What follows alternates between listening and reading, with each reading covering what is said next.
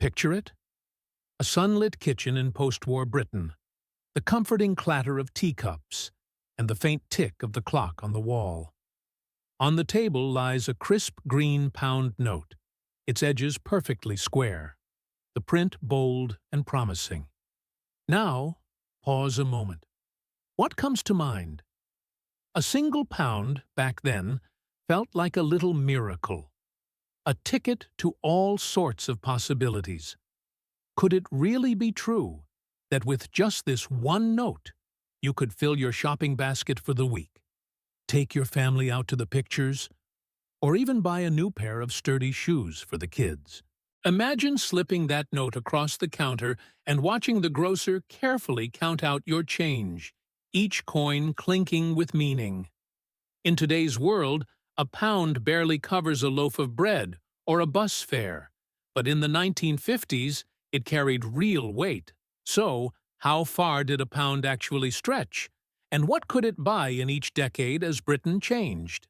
Let's step back in time and discover the surprising, forgotten power of just $1. To truly understand what a pound meant in the early 1950s, we need to slip into the shoes of those who lived through Britain's Great Recovery. The war was over, but its shadows lingered in every corner shop and supper table. Ration books were still a fixture in most homes, and mothers queued outside butchers and grocers, hoping for a little extra bacon or a rare tin of fruit. A pound wasn't just currency. It was a symbol of hope and possibility, often saved and spent with care. Wages were modest. The average weekly wage hovered around $6, and every penny counted. For many families, there was a deep pride in stretching that money, making it last until the next Friday envelope. Shopping wasn't a mindless routine, it was a carefully negotiated dance. Housewives compared prices at the market, swapped tips with neighbors, and made sure nothing went to waste. Every purchase, from a loaf of bread to a bar of soap, was considered. Back then, a pound might buy a family's groceries for several days, a few gallons of petrol, or a night at the pictures with treats for everyone. The idea of credit cards or buy now, pay later was unthinkable. If you didn't have the money in your pocket, you waited, saved, and sometimes went without. Money was tangible. Choices were deliberate. And spending was often tinged with a quiet satisfaction. That sense of value would shape the decade ahead, setting the stage for what came next. Step into a bustling high street on a Saturday morning in 1955. The air carries the scent of fresh bread and ground coffee, while shopkeepers sweep their doorways and neighbors greet one another with nods and smiles. In your purse or pocket, that single pound feels like a treasure chest. Its worth almost magical. With it, you could fill your basket with a week's groceries: eggs, milk, butter, potatoes, a joint of beef for Sunday, a tin of biscuits, and still have change for a quarter of boiled sweets on the way home. But it didn't stop at essentials. A pound could buy a cinema ticket for the whole family, popcorn included, or pay for a brand-new dinky toy car, wrapped carefully for a child's Christmas. The joy of stretching a quid was real, and every purchase felt like a small triumph. Most people today can't even imagine the choices and simple pleasures that a single note unlocked. There was a pride in careful spending, a sense that every pound had its own story. It's almost unthinkable now, but back then, money didn't just slip through your fingers. It lingered, counted, measured, and shaped daily life, setting a rhythm that would slowly start to change in the years ahead. The 1960s arrived with a sense of color and optimism, transforming Britain's mood. London was alive with new music, miniskirts, and the energy of a generation ready to leave rationing behind. Even as the world sped up, a single pound still held surprising power. You could hop on a double-decker bus for a day out in the city, buy a ticket to see the Beatles or a film at the Odeon, and still have enough left for fish and chips on the way home. Shops brimmed with imported treats, tins of pineapple, Swiss chocolate, and the latest gadgets, while the high street now shimmered with youth fashion from bold prints to Chelsea boots. Kids began to earn regular pocket money, clutching their coins with excitement and dreaming of comic books or football cards. Yet, prices had begun to creep upwards. A week's groceries took a little more, and small luxuries cost a few extra shillings. Still, the pound was a passport to freedom and fun, shaping memories that echo to this day. Choices widened, expectations shifted, and a new culture of spending and saving emerged. It was a world where a pound still mattered, but the winds of change were unmistakably in the air, hinting at bigger shifts to come. By the 1970s, the pound no longer seemed quite so mighty. Across Britain, families felt the pinch as prices rose sharply. Petrol, bread, even the morning paper crept up week by week. The news was filled with talk of strikes, three-day weeks, and an energy crisis that left living rooms chilly and dark.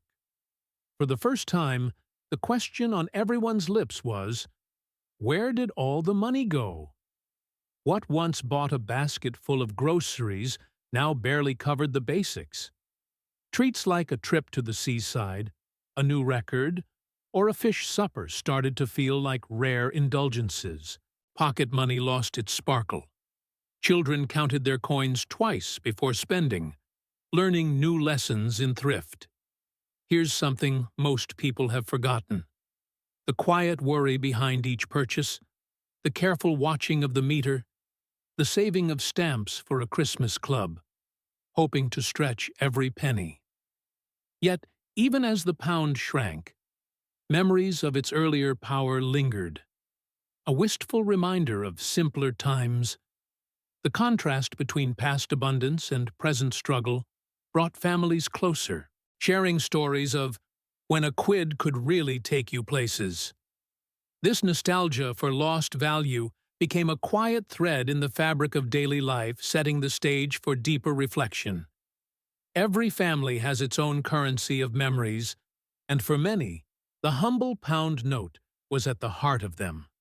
Think back to those small but momentous occasions: a parent slipping a folded pound into your palm on your birthday, the rush of excitement as you considered how to spend it. Was it a new comic, a packet of crisps, or maybe that toy train you'd been eyeing for weeks in the newsagent's window? The decision felt enormous, the pound itself a symbol of trust and independence. Pocket money negotiations were almost a rite of passage. Children learned the value of patience and planning, saving up week by week for something special. Sometimes siblings pooled their pounds for shared adventures: sticky bags of sweets at the corner shop, a trip to the Saturday matinee, or a rare ride on the dodgems at the fun fair. Parents, too, carried stories of first purchases: a Sunday suit bought with weeks of careful saving, or the thrill of treating the family to fish and chips, with enough left over for a lemonade each. Even school dinners were touched by the magic of a pound, as coins were counted out for pudding or a second helping of chips. The rituals around spending and saving weren't just about money. They taught resourcefulness, anticipation, and the joy of simple pleasures. Across generations, that little note connected us, each pound spent or saved echoing through family stories. These are the memories that linger, quietly shaping our sense of value, long after the money itself has changed. It's strange to think how light a pound feels in our pockets today. No longer a note, but a coin, often dropped into a charity box or handed over without a second thought. Where once it sparked careful plans and quiet excitement, now it's rarely more than loose change at the bottom of a bag.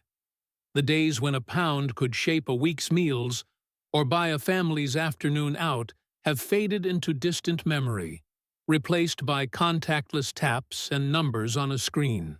What have we lost as the pound lost its magic?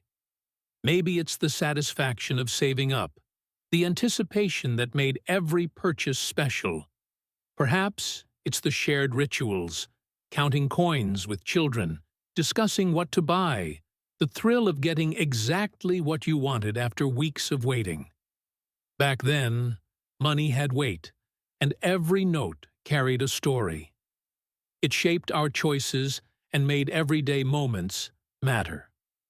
Today, it's easy to forget that sense of value, but the memories remain.